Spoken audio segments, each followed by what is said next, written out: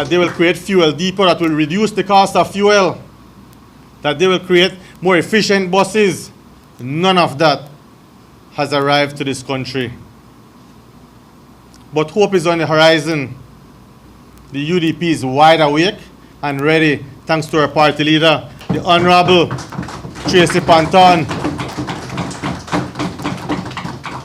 She has told me in our conversations that the import duty, for example, in this industry, where you import vehicles, is 67% on a four-cylinder vehicle. The government has since reduced electric vehicles and hybrid vehicles to 28%. But take a look at this. Who benefits from it? That's the upper class, because electric vehicles are brand new for the most part, and only the upper class can appreciate that reduction. My party leader, Honorable Tracy Panton, has indicated that the middle class and the lower class who bring gasoline engines into this country should be allowed to pay 28% or something very close to 28%. There's no way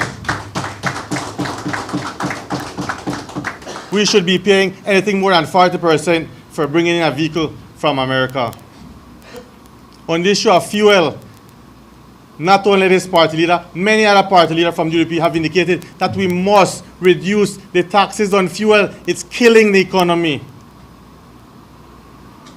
And with the bus fare, my party leader again has been clear. There must be subsidies, there must be something to dampen the shock of constantly increasing prices with every increase in fuel. There must be an alternative. Thank you.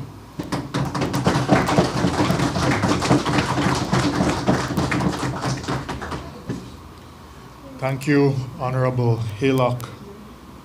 Our next speaker is going to be our Honorable Senator from San Pedro, Gabriel Zetina, who will be speaking today on some of the land grab issues in those rural island communities. Senator Zetina.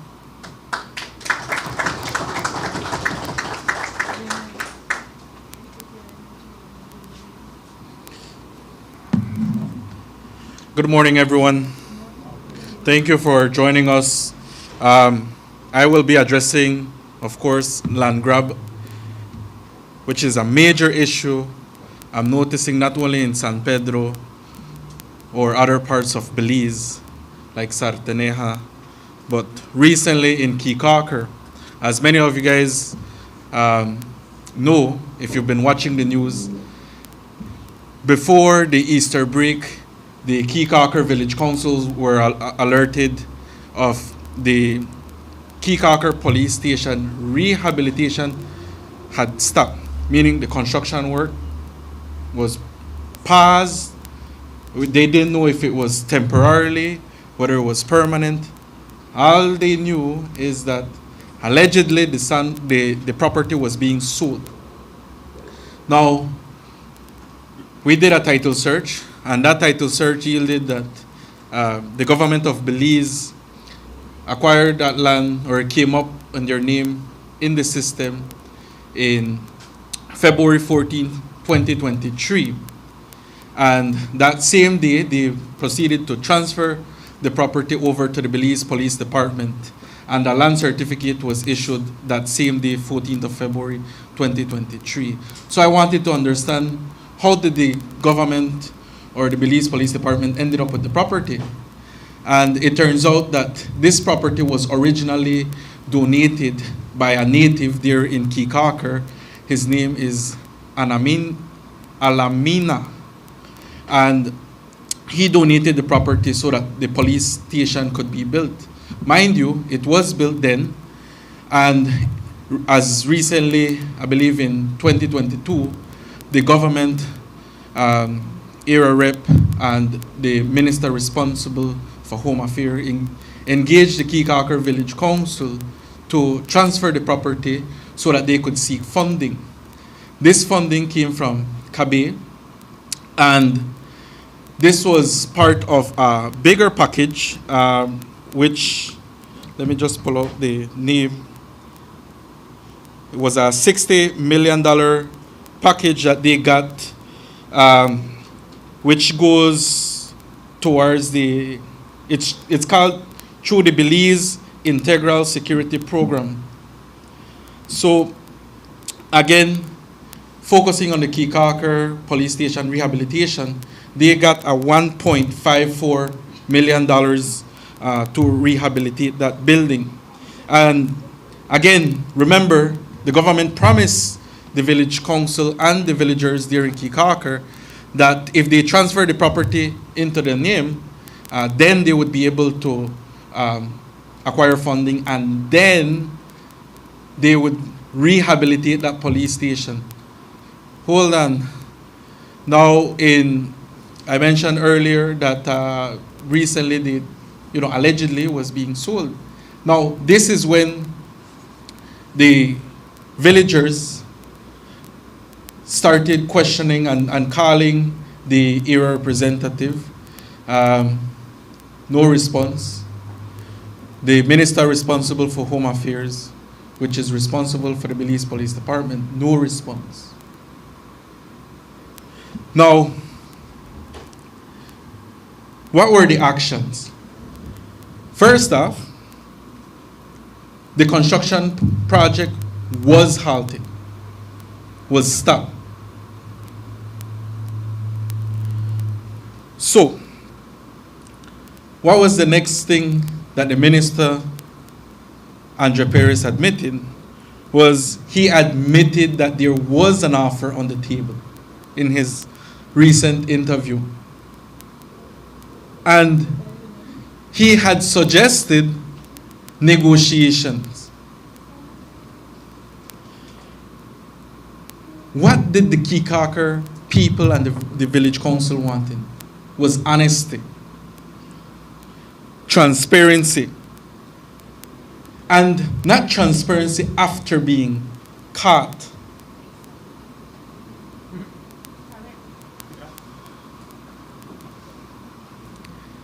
And you see, now there is deflection. To me, that is mind-boggling.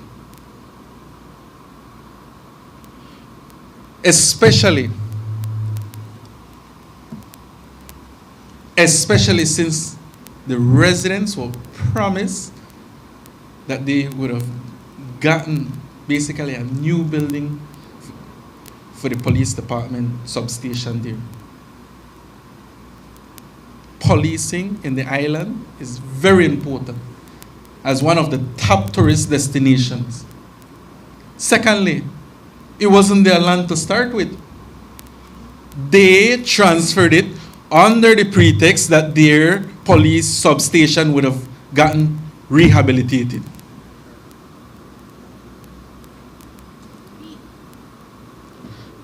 How can you go about now negotiating? Mind you, the project was halted.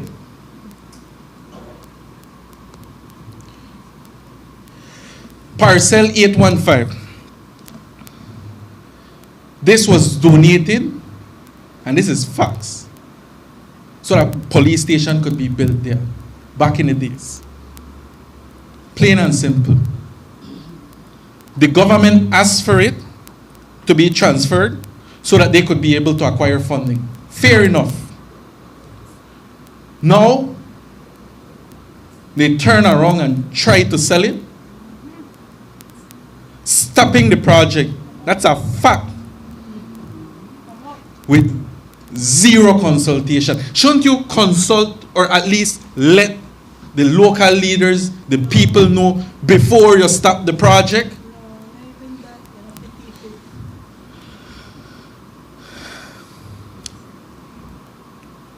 The people of Keycacher, if they would have not stand up, rise together, took to the street, protest, you bet believe PUP would have sold that land.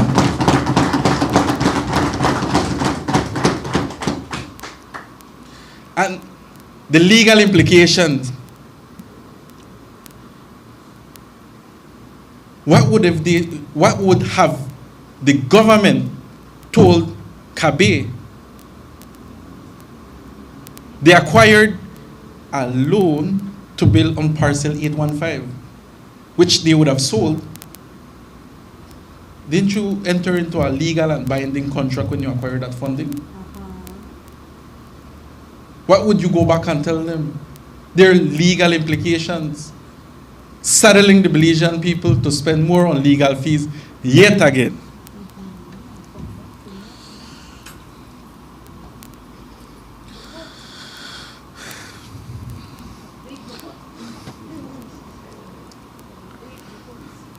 All I will say is, where was the area representative when the people started asking questions? I was told he was hiding. The best of him.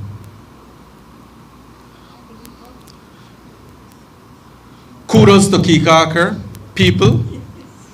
They stopped something before it actually happened.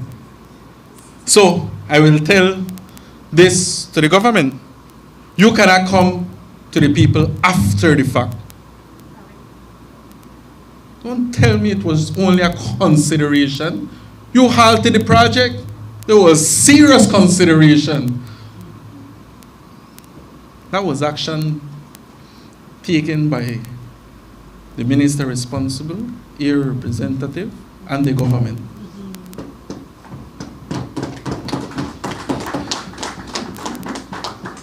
And I have stated before, in San Pedro, in the northern part, acres, 50 acres and more, being given to corporations.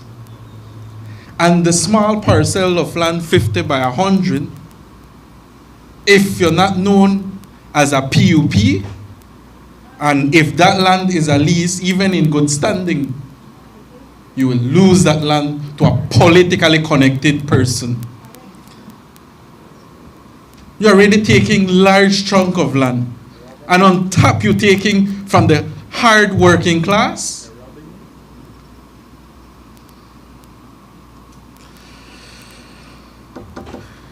Area representative should not be a title. It's a responsibility. And this, in this case, the people of San Pedro, Kikaker, were left in the dark. Area representative,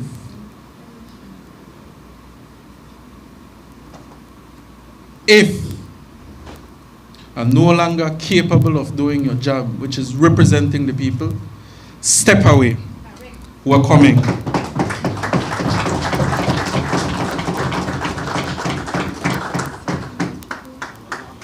Thank you, Senator Zetina. This particular issue is one that needs to be highlighted and remain in the public eye. As just last night, in support of some of what Senator Zetina has shared, I personally received information from a former councillor out there that the village council has recently met with the PM and the Minister of Home Affairs, Mira, and they still intend to go through with this sale. The appeal, the request was even made of me if there's anything that could be done to assist perhaps with legal intervention, because they're that serious about moving ahead with the project, and the residents, the islanders themselves, are up in arms that they're looking to take away what is their assets of the village that was deemed for public purpose and utilize it for some other some other project. So this is an issue that needs to remain at the forefront for everybody, because there have been countless people who have been through similar things, whether they're for a small piece of land or one bigger piece of land. We'll move right along into the next presenter. We'll call to the podium the head of the National Organization for Women, Ms. Anne-Marie Williams, who will speak to us about some of the recent developments affecting women in this country, particularly women's reproductive issues.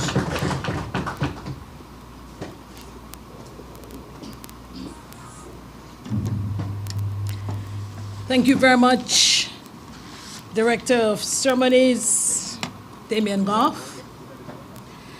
And of course, members of the head table, good morning. Members of the media, other members of the United Democratic Party, good morning. Party leader, thanks for this opportunity to further ventilate the issue of birth control being omitted from the list of over-the-counter medications and its implications for women and adolescents in Belize. Today is Earth Day. And women, 50% of this population, and also globally, 50% of the population, we are part of this earth. Our bodies are not separate from nature's logic.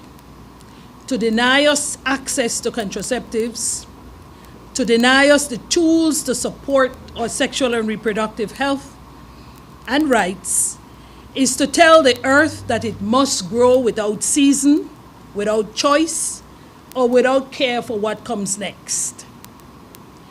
And so today, we say plainly that a government that claims to honor life must first honor the women who create it.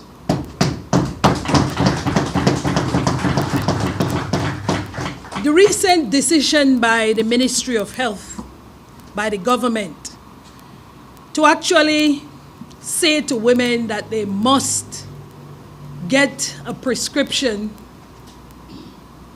in order to purchase any form of birth control. And we're not talking about women who have decided to address their sexual and reproductive health for the first time. We're talking about women who have been using birth control 2, 3, 4, 5, 40, 50, whatever amount of years. But for more than 50 years, let this sink in, for more than 50 years, you could have safely and responsibly accessed birth control over the counter in Belize. Anybody who lives here for more than 50 years, you know that.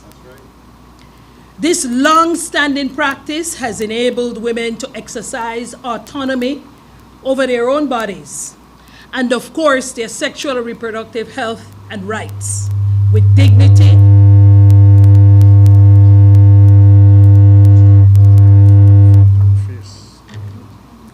in privacy, and in confidence.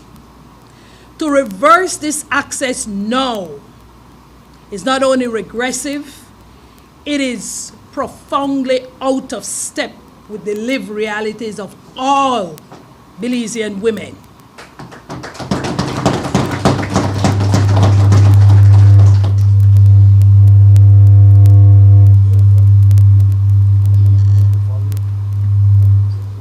Requiring a prescription for birth control imposes an unjust and unnecessary financial burden on women and adolescents. Just imagine, you have to go to a doctor, consultation, $75 to get a packet of pills that would cost maybe $10 at the base level. Now you have been using this pill for 2, 3, 4, 5, umpteen years, and you suddenly have to do this. Think about this approach. It's not only impractical, it's inequitable, particularly for the working poor, for women who live in the rural areas and women who live in underserved communities, where access to medical practitioners is already limited. Imagine when the 45 or so Cuban doctors who are here who serve many of our rural communities have to pack up and leave. You imagine what will happen? Beyond cost, though, the policy creates barriers. Women and adolescent students will face longer wait time at the doctor's office, and hours on end if you go to an NHI clinic. A friend of mine told me just yesterday that she had to wait 3 hours at Matron Roberts Health Clinic through the NHI to see the doctor for 5 minutes. For 5 minutes. She had to come 15 minutes before to get her pressure checked and calm down. And then she waited 2 hours, 55 minutes to see the doctor for 5 minutes. And then when you wait to see the doctor, think about it. He gave her 1 week, sometimes 3 weeks of medication. You have to come back. Imagine if you just got a job, or if you have a job where you don't have the luxury of getting time off. That's like half day. What will happen? What will happen? The broader implications, though, are deeply troubling. Restricted access to birth control risk a rise in unintended pregnancies, which could lead to higher incidence of clandestine and unsafe abortions, as well as maternal deaths. It also heightens a concern about gender-based violence. Imagine a man came home, maybe drunk, maybe not even drunk. His wife or the woman he lives with is not in the mood, but he decides he wants to have sex anyway. She didn't get the opportunity to go to the doctor to get her prescription. Her prescription wasn't filled. These are some of the things. Gender-based violence. It could include femicide, as women's ability to make decisions about their own bodies becomes constrained. This is clearly a rollback of reproductive rights. This is the 21st century, and we're not living in a time when people want less rights. You're expanding your suite of rights. This is simple. Belize actually signs on to the International Conference on Population and Development, ICPD, from 1994. It speaks to the unmet need for contraceptives, and it speaks to the fact that it has to be a right for women and adolescents. Let these numbers sink in. Regionally, Belize has the second highest rate of teenage pregnancy in CARICOM. Guyana, the latest figures for Guyana at 2025 happens to be 66.6 per every 1,000 live births in females between the ages 15 to 19. In Belize, it's 55.2, which is totally unacceptable. The rate has gone down a bit, yes, because it used to be in the 90s, but it is still unacceptable. The global average for adolescent birth rate is 50%. We are 55.2. Work it out.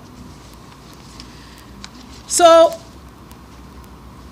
public health policy must be grounded in evidence, equity, and compassion. We know that all medications, it doesn't matter what you take, there will be side effects. Will be side effects. So this is not the time to say, well, you know, women get clots. We all know that. But where is the evidence that shows how many women are affected? Where is the evidence that shows that the side effects, the risk will outweigh the benefits of not getting pregnant? Where is the evidence? The decision falls short of all three: equity, compassion, and the evidence. We call on the Ministry of Health to urgently review and reverse the position, ensuring that birth control remains accessible, over the counter, and within the reach of every woman and adolescent who needs it.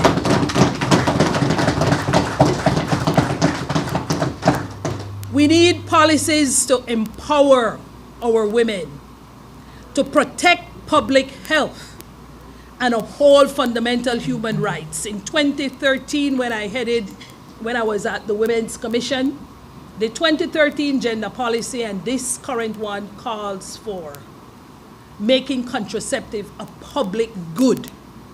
That means it should be free or practically free. You shouldn't have barriers accessing. So we must stand up for something like this. This is part of our reproductive health and our rights. I thank you.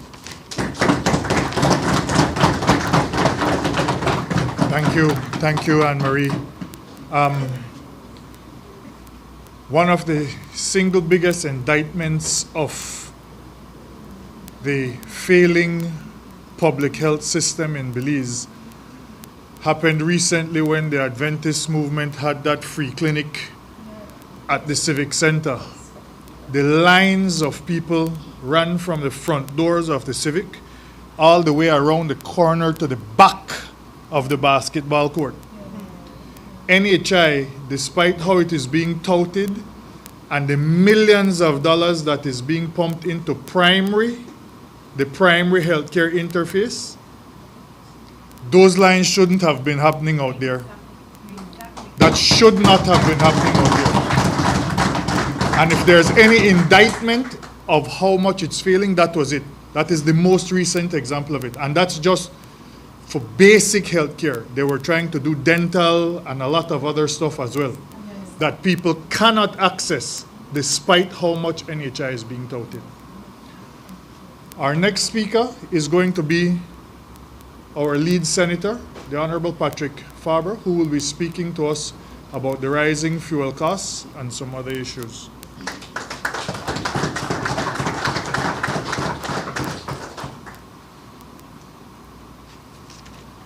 Good morning.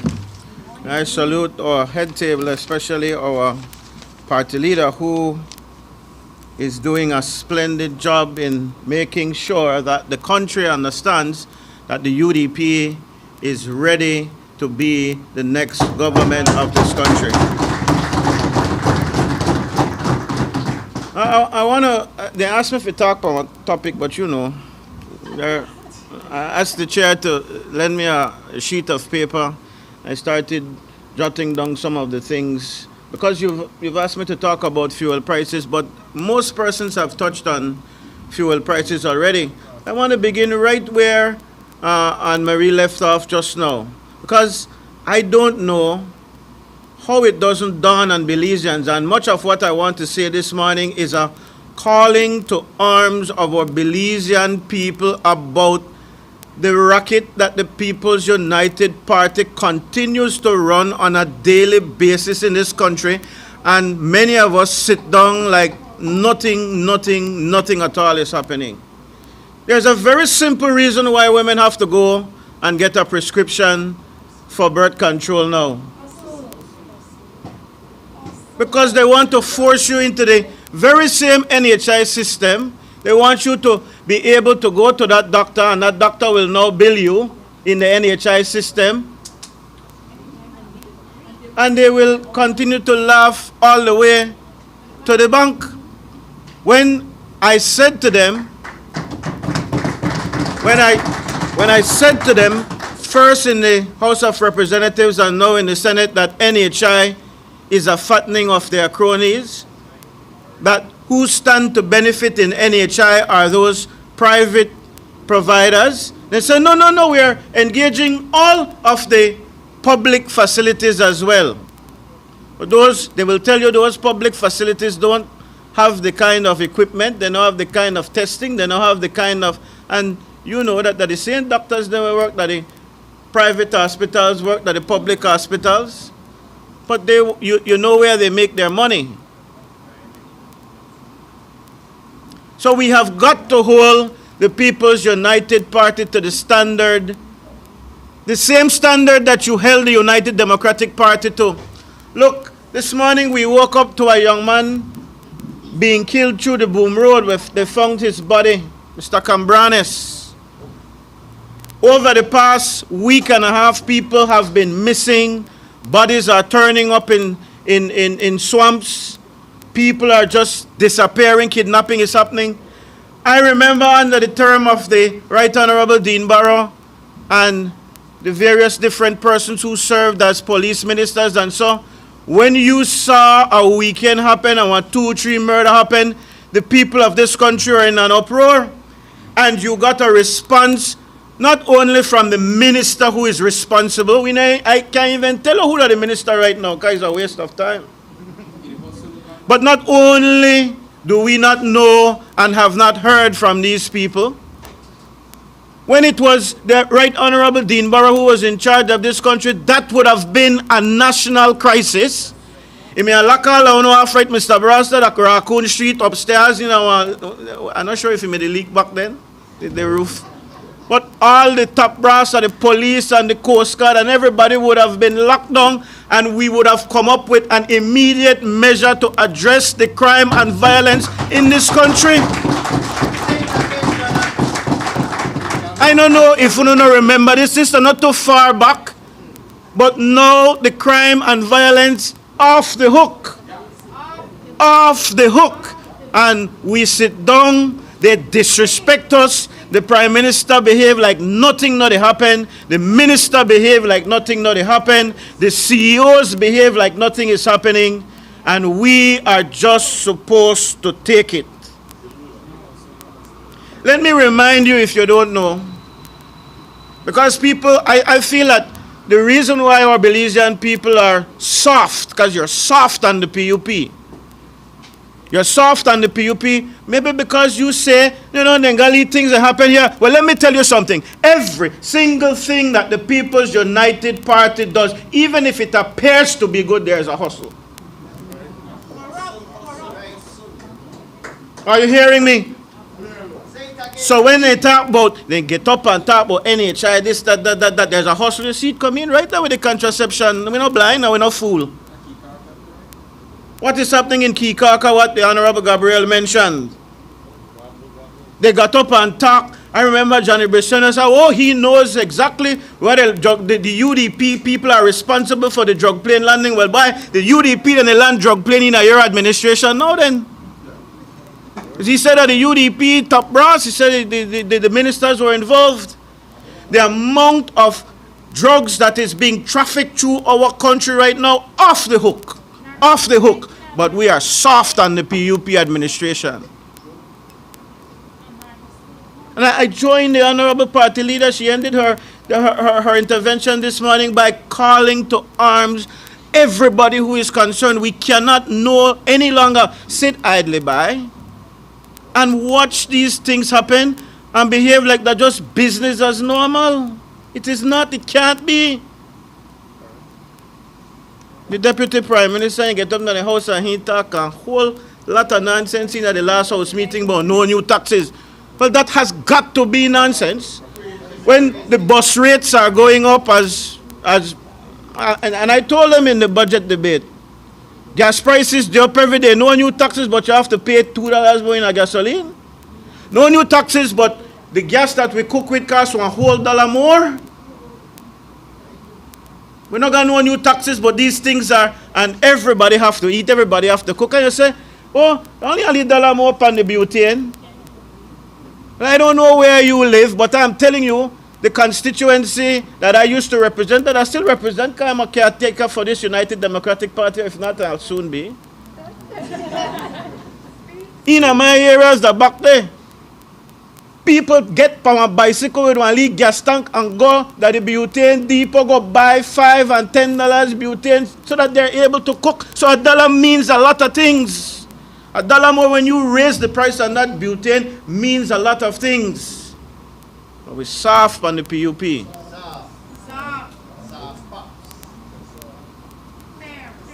The People's United Party engaged the United States government. And I don't know, the U.S. government seems to have them jumping through all kinds of hoops. Now the Cuban doctors are going home. You know, here they said that officially yet, you know, but things that happen, which is another problem. They're not accountable. They're not honest. They're not telling us what is the real situation in our country. And when they do their things that are because they jack me up, they tell them, listen, if you don't want XYZ, you don't have to do XYZ. And a part of what they jack them up with is this MCC contract. And let me tell you what the MCC contract money was all about, or compact money, or whatever it's called. That is money for education, it is money for energy.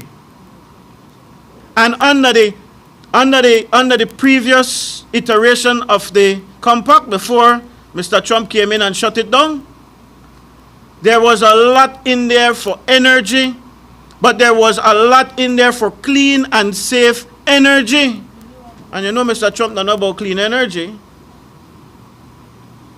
But the NGO communities, the environmental groups in this country, I wonder when they will start to talk, because in effect what our PUP government has done is to say, because we want your money, we will go back on commitments that we have made as a country that wishes to operate environmentally safe and conscious. And we will now ensure that, since we want this money from you, that we're not so much concerned about clean energy again. We want to do the fossil fuel thing again. They like to talk about the UDP and housing. I watched as my colleague, the Honorable Lee Mark Chang, in the last budget debate tried to get some straight and clear answers about housing. Housing in this country is a problem. You can't find nowhere in this city, especially if you rent with decent, if you have now $800-900 that they talk only 2-bedroom thing for you, your kids, so that your kids could have only, you could have only privacy for your kids, I should say, no? $800-900. If you do find one place at $500, because it's a dump. Thank you, Honorable Party Leader. That's exactly what it is. And then you have them giving lip service. The only thing worse than when they rain on your head every day is when they done dump on top of your head, they want to tell you, but don't worry, everything is good. Look, we have these wonderful houses that we are building. And I'm telling you, there's a hustle in those houses. You could believe it if you want, but everything that they do, that they try to make look good, is a hustle. They like to remind me in particular about Venezuela money and talk nonsense about tacos and pibil. The other day when I didn't get up in the Senate and said, but even tacos price gone up, you know, get 3 tacos for $1, you get 2. I said, what? They want to talk about how I fed the people tacos, you know, me think that caviar. But they like to talk about the Venezuelan money.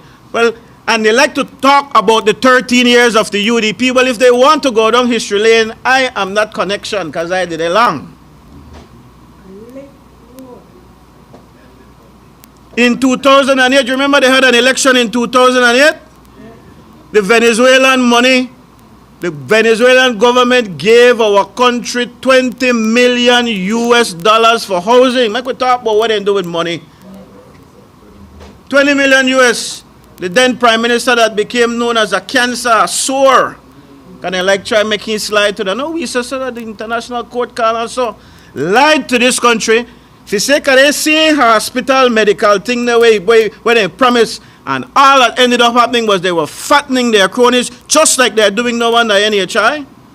But then take the 20 million US, he lied to we and tell we are not 20 million US, that 20 million Belize, you don't remember?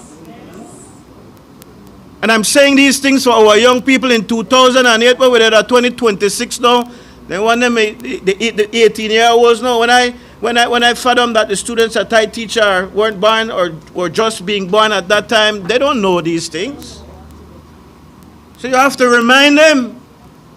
And the first $20 million, I tell you, 20 million Belize. So when that $20 million came, they never give it to the duly elected representatives, because then they talk foolishness. No, I said they tell the Marco, oh, they build house in Mesopotamia, but they did not consult with him.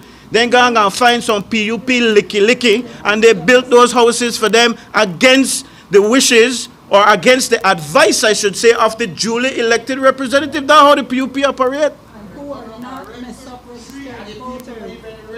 There you go. There you go.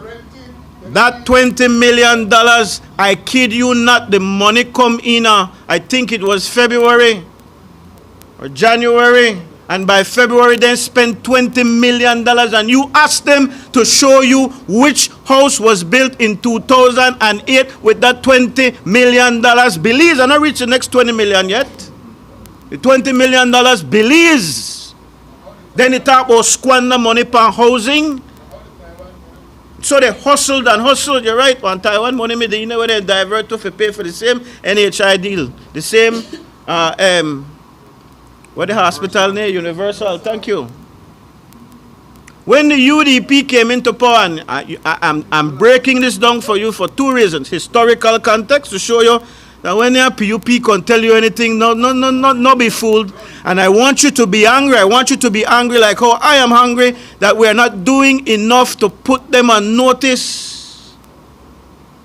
Because they're not changed, and the leopard not changed the spot, they're still thief. Within a month, election may come, election in March, they distribute. You think they give far about the duly elected representative that collect the money they gave it to Carolyn Trench Standiford, who wasted about $750,000. No a single house, no bill. No, Mahogany Heights is a different story. No start with it.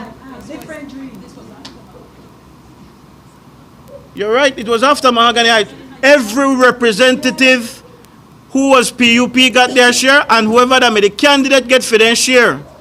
And not a single house bill, that call it, and not a single house, I would be willing to bet. It may be like with my brother, the retired Mesopotamia representative, would have said, they may got it like bre. They give it out as election favors. And they did not win the election. And when the UDP won the election, Venezuela promptly called to say, but please give us a count of the money. And then when they raised the amount of money, but Mr. Barra to tell them, but they're not 40 million, not 20 million, and Venezuela said, no, what's the paperwork here? See who will send it to you? And if you listen to them, they got a good record for building houses in this country. They got the best housing record. And a thief. Divert the whole 20 million, so the thing gone a court. And they had to return the money. Minister Finnegan was the Minister of Housing at the time. And guess who he gave the first share of the $20 million returned to? Said Musa. Curdell Hyde. He never say, why, well, you know, give it to the UDP man where they run in the Jenkins, you may come up, you know. Kidding, brother. They never said to that. They gave it to the duly elected representative at the time. That is the UDP record. A lot of people are walking around and say, oh, the PUP did this and that. But the reason I won't say anything is because the UDP did the same thing. Don't you make that comparison. It is like night and day. The United Democratic Party may not be perfect. It may not be perfect, but it is not an organization of hustlers and thieves. Look what they do with BTL and Smart. Right front on our eye, and they try to come up with millions. Look at what they did with the Belcogen, the hydro project that they creamed.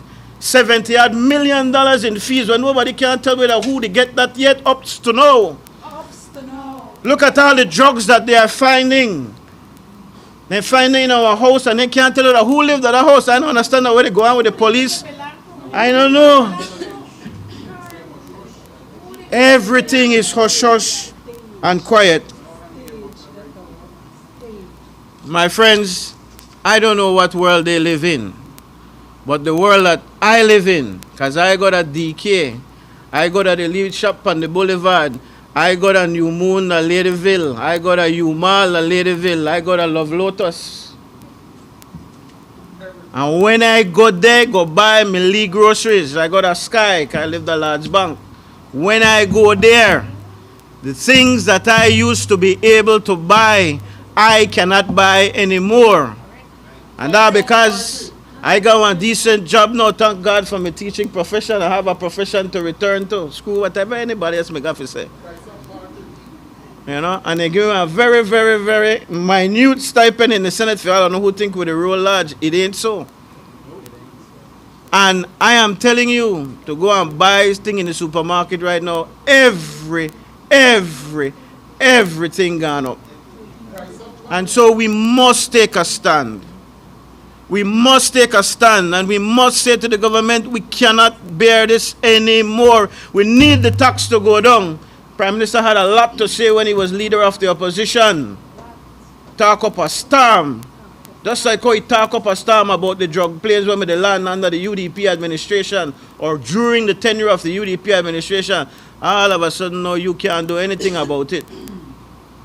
We must make a stand. You should be angry. And don't make them tell you about, oh, the all where they go on, the Iran and this, the Strait and how we can't get, because when the price was skyrocketing, they dropped the increase on us most drastically. And the price has gone down in the world market over and over now, a couple times. And there has been no decrease. So it can only mean they will try to dance you and tell you all kind of things, but it can only mean that they have no intentions of helping the poor people of this country. None. To get a better standard of living. Their bus monies, they need to subsidize that. Only poor people ride bus. Working people who have to get to work and school and so on every day. They should never force that on the Belizean worker. If even you cannot drop the price of gasoline, then give the bus drivers and bus companies some kind of relief so that they don't have to pass it on to the consumer. Then people need it. We all need it, but they need to help those people. Don't be passive. This is your fight just as much as it is the United Democratic Party's fight. Yes, we are the opposition.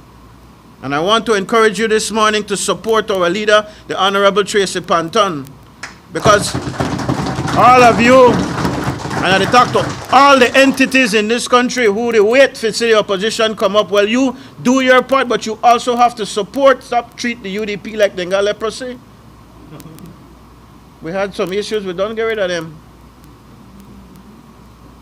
And if you are serious about having balanced government, if you are serious about the UDP being the watchdog for you, then you have to be ready to. Leadership is one thing,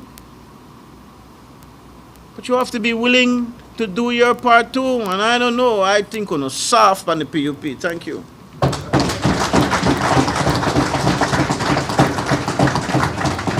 Thank you, Senator Faber. Don't know how you follow a dynamic address like that.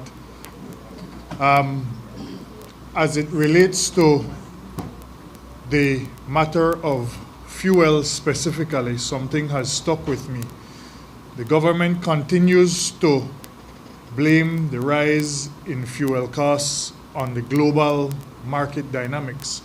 However, what Belizeans need to know and understand is that we Belize don't purchase fuel from world market traders.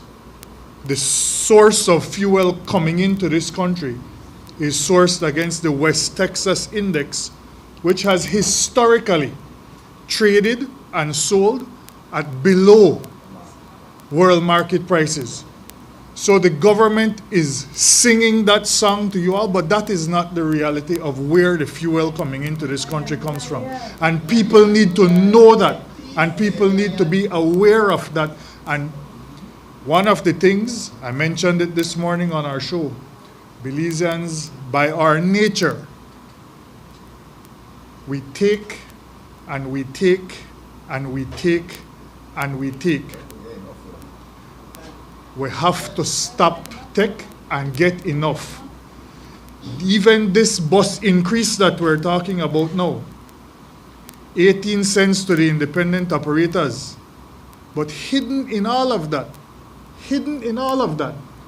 the 20 and the 22 cents for the bucket seats and the premium buses. That's where the NBC is hoping to thrive. It is their bus operators and shareholders who will benefit from that 2 and 4 cents increase more than the independent bus owners. So that one government of band-aid solutions, every crisis will come, make we quickly out that. And the Belizean people continue to take it, because at the end of the day, still we have to pay their prices when they go up. We will end our last presentation this morning with our chair lady, the Honorable Sheena Pitts, our senator. She will speak to you on the UDP and our readiness to be a people-centered, people-focused option for the country of Belize.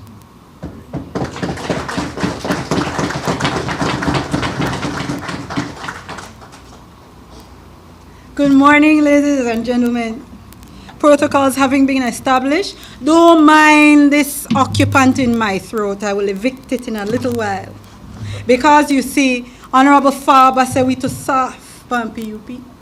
Well, I am here as the chairman of the UDP to tell you, they get hard for the people. Because this is not just about pointing out all that is wrong, you know. This is about identifying where we're going to go and how we're going to get there. This is about showing the Belizean people that we have them as our priority. But the first thing I want us to do, because you know what? Understand that when it comes to our patrimony, we must all be invested. Ladies and gentlemen, I'm talking about the ICJ matter. We heard the decision come out the other day and nobody no say nothing. Barely any rumbling. And I'm not trying to fearmonger. But what I want the Belizean people to do is to get hard upon this administration and join us in demanding that we need to hear what is the government's plan in the event that our case goes left. The Belizean people need to see a map before them and draw the lines of the entire space that Guatemala is claiming. Draw the line to show what Honduras is claiming, so you know, and where you live, what will go to Guatemala and what will go to Honduras, and what is the plan then. Ladies and gentlemen, the UDP is working on that. Because this is serious. We don't want a nation to wake up one day and find that they have to call themselves Guatemalans. What about the redistricting efforts? The CCJ judgment came out. I'll have you know I was a part of a legal team. And even when the judgment came out and they were confronted with the fact that all of them, you know, together made a mess of what the Constitution provides for. You know what I say? Oh, no worry. We want to redistricting anyway. That's why we want to swear in the members of the election and boundaries. Well, tell us when. Because before the last general elections, they had a report before them. They had a plan for redistricting before them. Let us see it. Let us know from now. We don't need to wait any longer. And let me tell you, the UDP is on the ready and vigilant for the gerrymandering, you know, because you know the tricks behind that. They're trying to draw lines conveniently for benefit PUP constituency. They want to draw lines in such a way that they want to get PUP votes. Ladies and gentlemen, it's time to get hard on this administration. Be vigilant. We have a stake in redistricting and let it come now. Now we've heard all the presentations and we're at the point where we need to say, what will the UDP do? Well, the first thing you've heard and continue to hear through all the presentations, prioritizing people first. Now let me tell you how we start to do that. You see all the infrastructure going on? Some of them unnecessary, you know. Some of them non-urgent.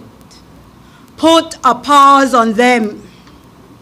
Because remember, and I have the privilege of always reminding my dear cousin who I love for life, poor people can't eat streets. And in the midst of inflation, for you want to build street and go do 2 bridges at the same time. Yeah, no make no sense.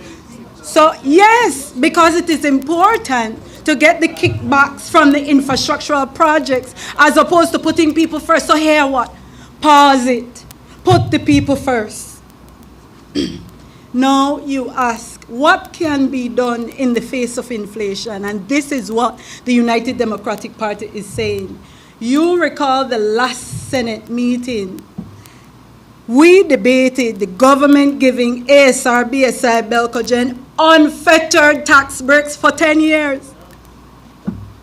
None of us know the true extent of what they're getting away with. Well, if you can do that for ASR, BSI, Belcogen, do that with businesses.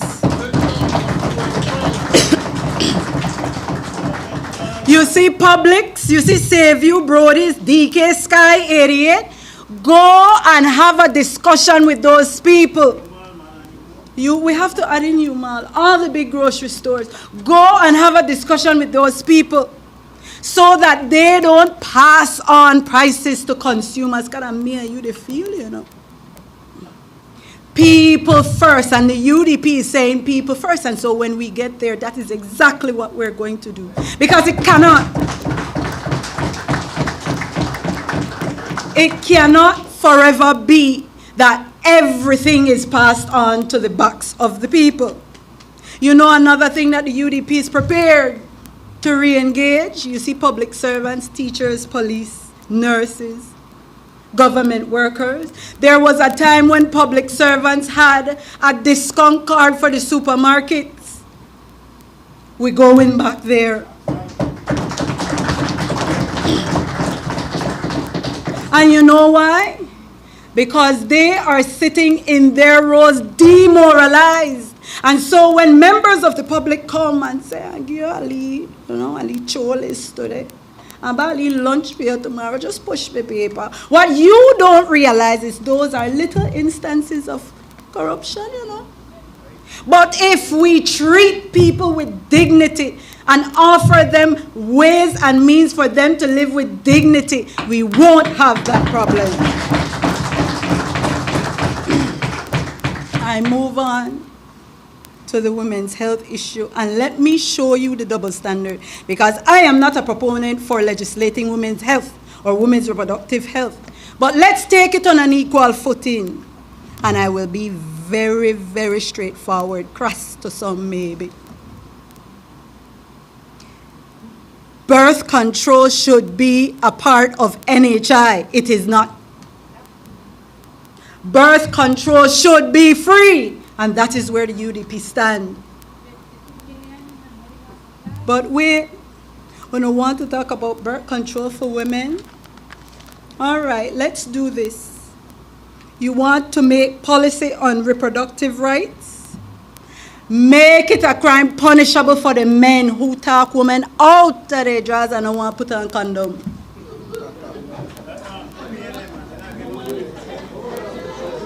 You hear how it sounds? You hear how it sounds? Because this is our reality. Don't sit there coy and behave as if though you're not aware that our men in our society will talk sweet in your ears and not like feel the condom.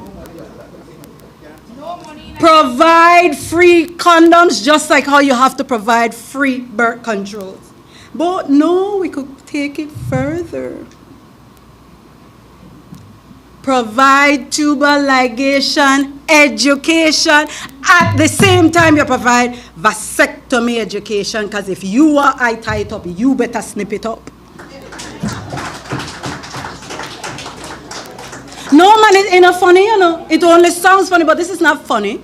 Because you want to legislate women's health and fail to realize that you are placing a responsibility on women and letting men off scot-free. And if you don't want me to tell you to snip up your descending labia, then don't tell me about slipping up my tubes. And by that I mean the scrotum, no? That's a fancy way of saying it.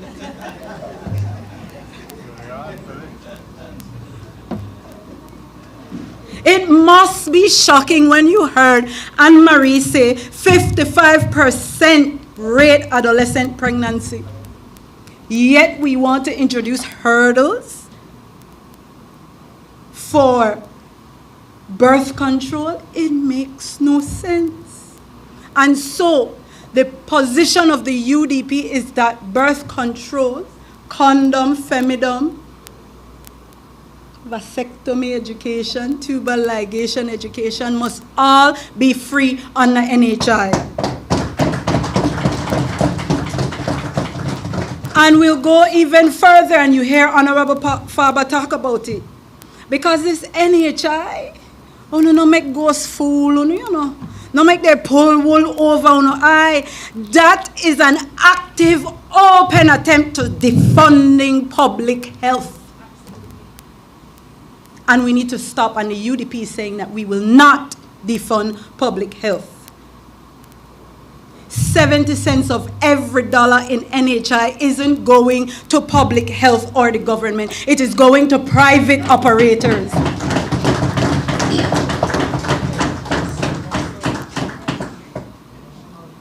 And so, you see, Port Loyola has no polyclinic. Build it. Build one. The national government, the country has no mental health expert in public facilities. Hire them, recruit them, go far and wide. Yeah, we can go outside for judges. Let's go outside for the professionals we need. How many more men are we going to have on remand indefinitely who need psychiatric evaluation? And let me tell you, I'm personally invested because I'm sure all of you saw that video of my mother being victimized by a person alleged to be of poor mental health. So I have an interest in holding this government to account to ensure that the country has mental health experts in its public facilities.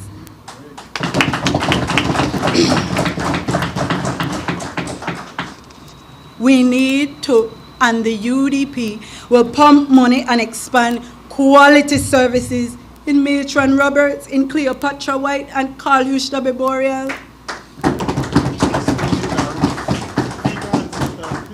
Because we are not practicing and we're not supporting any policy of turnstile medicine. You wait 2 hours to go in and see the doctor for 2 minutes. No, man. They don't even know your family history, that your grandpa, sister, brother, me got so kind of something when now come up in you. They don't even hear anything will affect my diagnosis. No, man.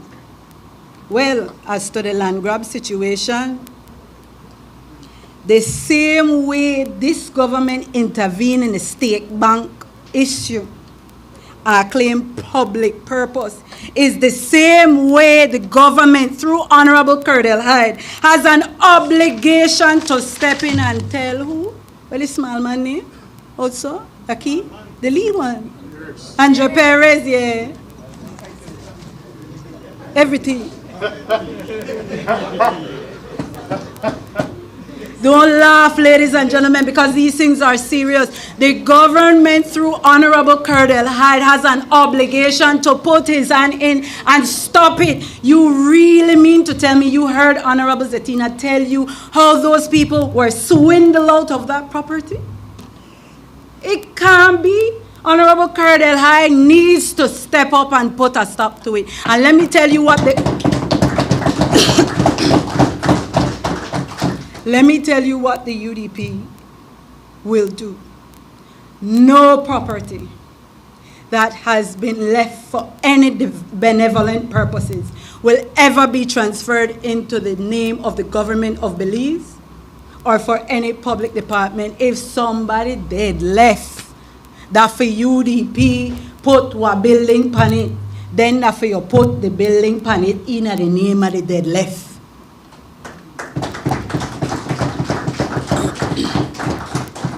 No come with no janko, no, I say we want to move it for dead left to government or for government to police department, then sell, yeah. That not happen. And you see this land grab issue? Ladies and gentlemen, don't take your eye off the lands department because corruption abound. No make the honorable minister come as suave and sweet talk, charisma. You're out and not appreciating the level of corruption happening at the lands department. Let me tell you, in Kayo North, and I can say this with my chest, there are over 100 people who got issued property through the government of Belize. And as soon as this PUP administration came in, you know what they do? Cancel it, take it where I give their cronies. I know because I am the attorney involved. I know because I have tried to speak with the minister over and over about it. And make I tell you, we're so dubious about that. At one point, titles were ready, you know. And people couldn't get their own title, you know why? One minister go and sign out and pick up their title and carry the fee office. I know they ask you, I tell you. Can me personally send a message to them and say, either the liar, give me the people their title. We know it's not correct. And so what we're saying in relation to the land grab, the UDP, whether it is right in your view for those now who get title, we'll go back and correct those injustices because people had legitimate expectations.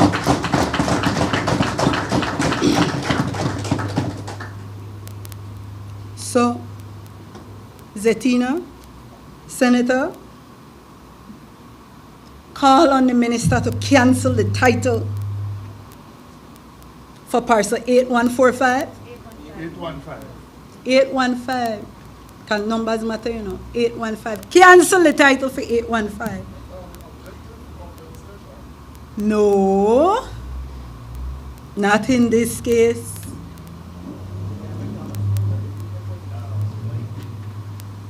And if he doesn't cancel it, put a caution on that title to prevent the transfer. And please know, Senator Zetina, that the UDP will stand with Kikaka. And let me tell you, you have heard me before on this. If civil disobedience is the way, then there is where we will go.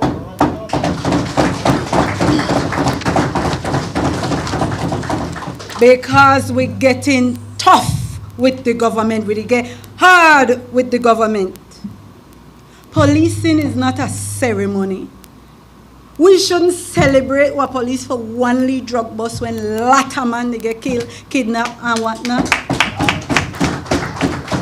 That is what they ought to do. And I want to say, you see Mr. Cambranes, he is the nephew of our very own Mr. Alfonso Noble. And his life mattered.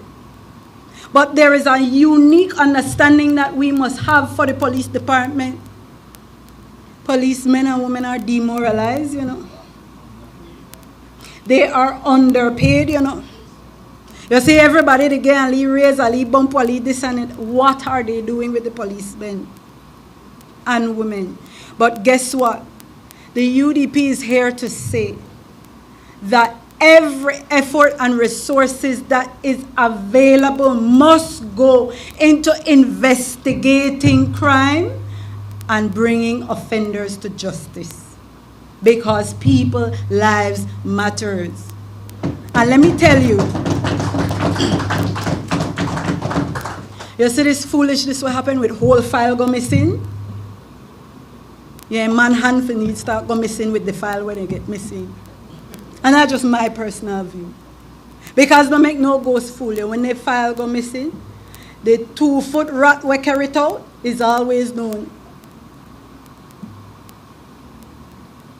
Let me move on to housing and what this UDP incoming government is saying.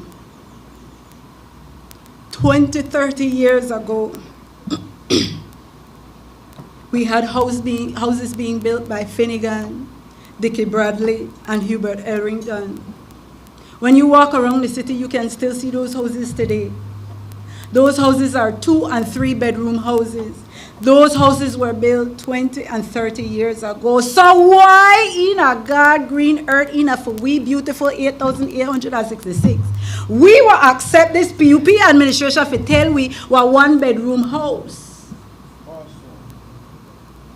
Whether one hustle is worth the dignity of man, woman, and child. And so what we are saying is that when it comes to housing, we will continue in our track record to restore the dignity of people, to put them in housing that reflects the growing times.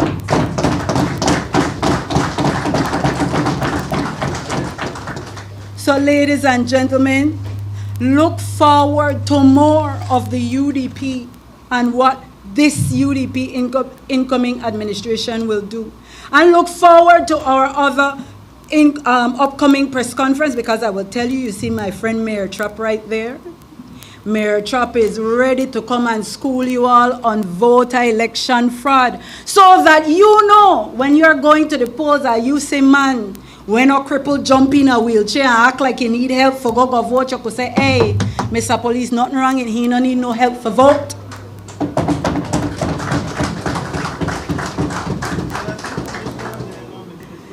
When you say, and know who that the commissioner, and whether he vote or he send proxy for go vote, you could say, the city commissioner right there, go vote yourself. So look out for Mayor Trapp's intervention or next press conference. I also want you to look out for Antonio Herrera's intervention next press conference, because he will tell you about the Fisherbird crisis in Shulush Sartedeha. Because, ladies and gentlemen, what we will do and continue to do is keep our foot on the necks of this PUP administration.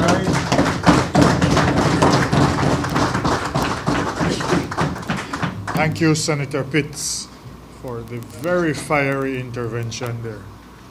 We will now open the floor to questions from you all. You can direct it to whoever you see fit at the head table to adequately address it.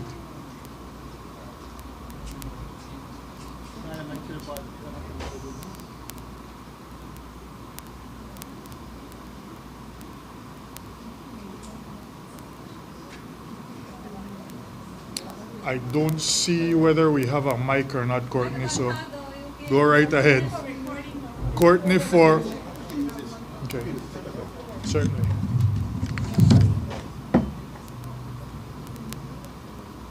Just please announce the organization you're representing. Okay, right, Message Channel 7.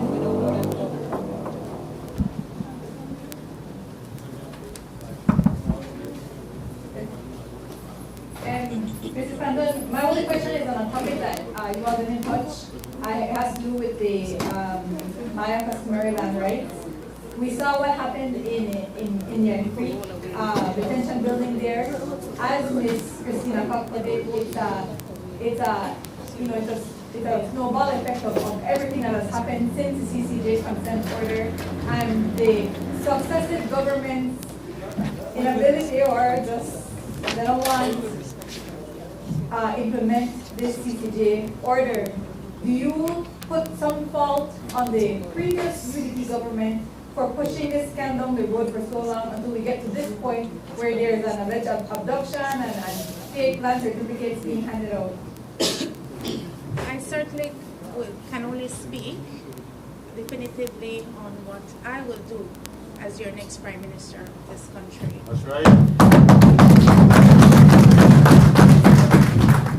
We will respect the consent order provided by the courts, and we will seek to implement it.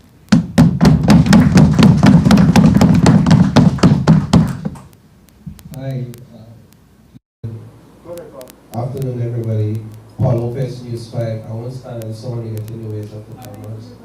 On the matter of crime, how does the party propose to rebuild public trust in law and law enforcement, and the justice system?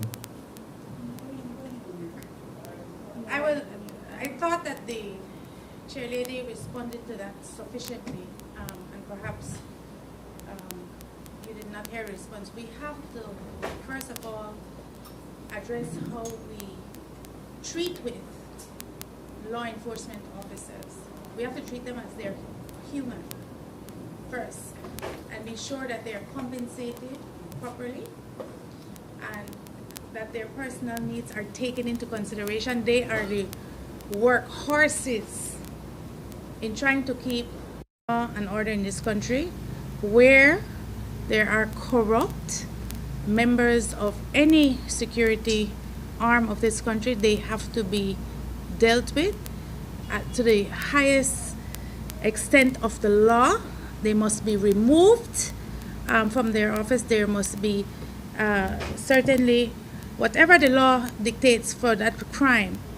The full extent of the law must be implemented on those officers, and we have to ensure that they also receive some sort of protection, because I will tell you, it has been my experience in my constituency where a young man was asked to produce a gun.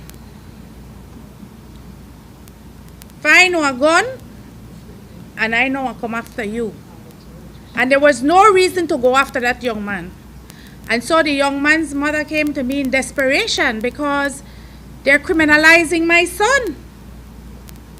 And when I got that news, I went to the commissioner at the time and I explained to him the situation. And that officer who was sent on that job to recruit a gun from somebody who don't know where to find a gun, have to go buy a gun so he cannot be harassed by the police, was targeted by the commissioner of police.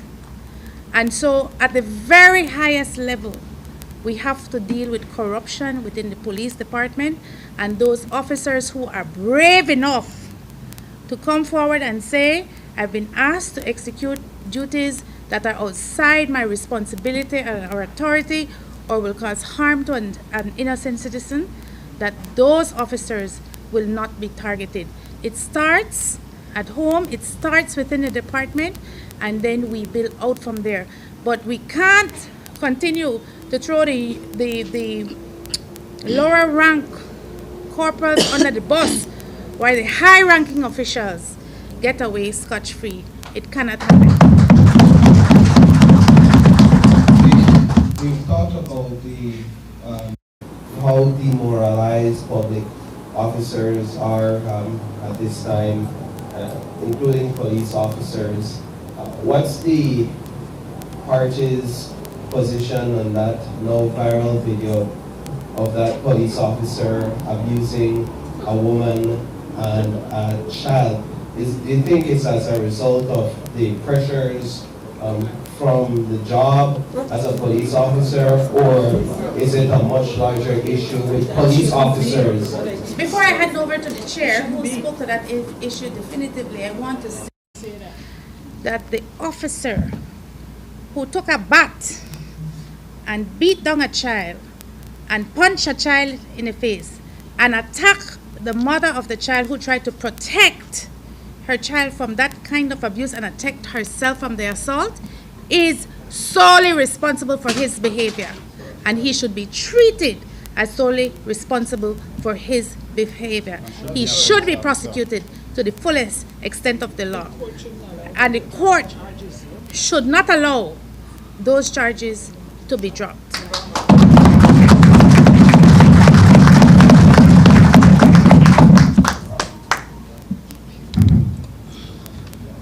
You know,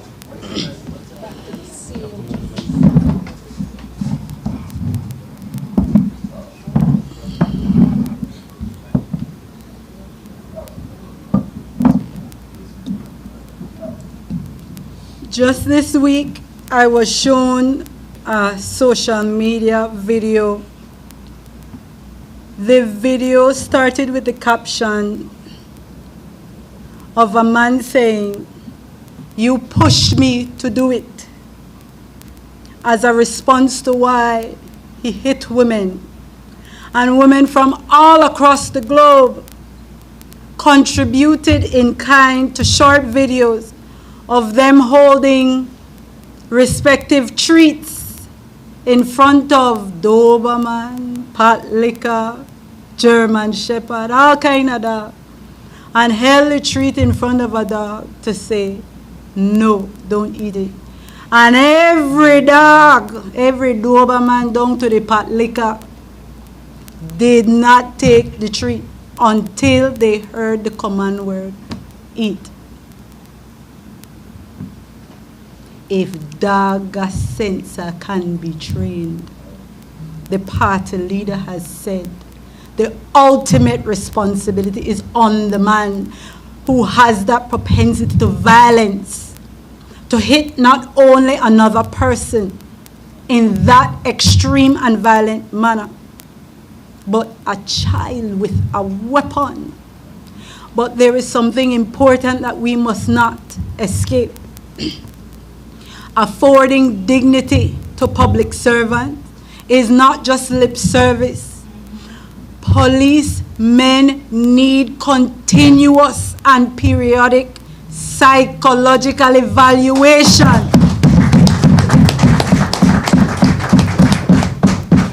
Because you know when man they get chance to beat up people, you know, overnight.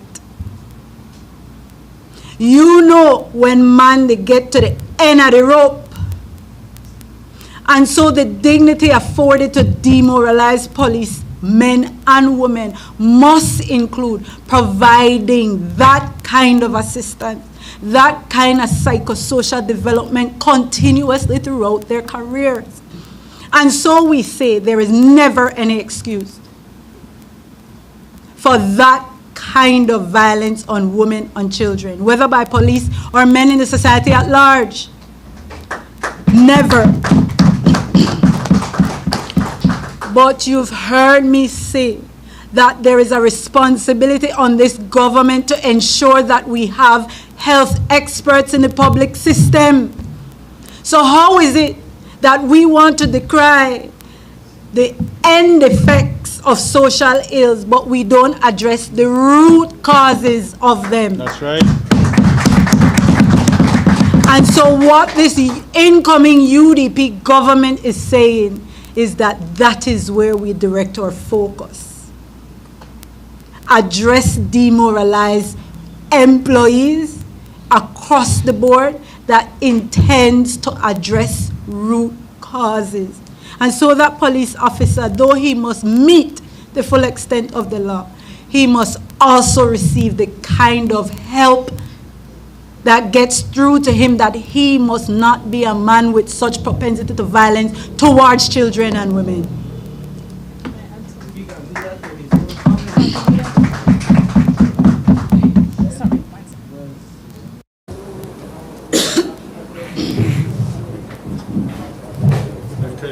Thank you very much.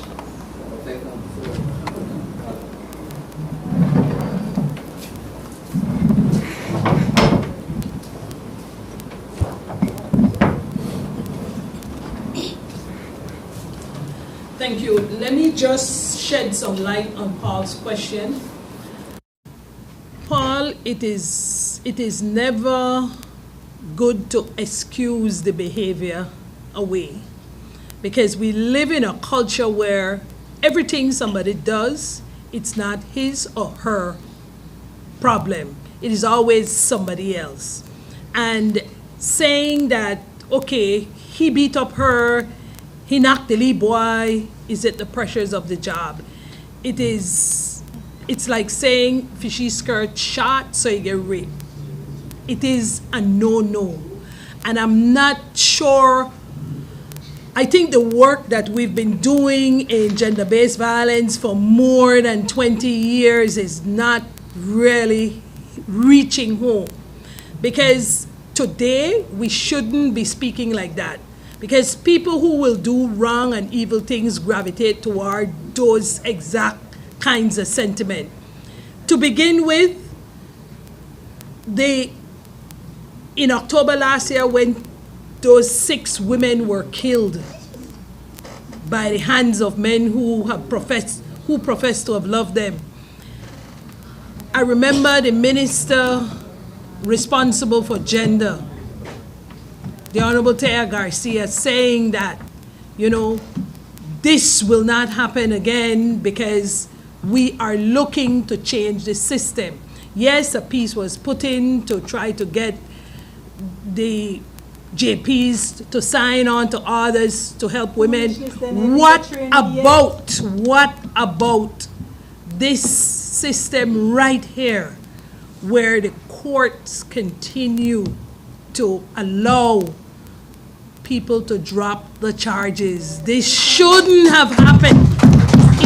It didn't have to happen. Yes, she may want to drop the charges, she still want to be in the union, everything. I could understand that fully, but it's a public health issue. And signing on to the different conventions like Belém do Pará that we've done makes it a crime against the state, GBV. A zero tolerance approach must be levied, but we have not yet adopted a zero tolerance approach. And this is what continues to happen, and it's not good enough. So we call on the courts to make sure that their presence is felt. Don't allow somebody to drop the charges. The perpetrator escapes, and all of us are on the side of the perpetrator when something like this happens. Thank you.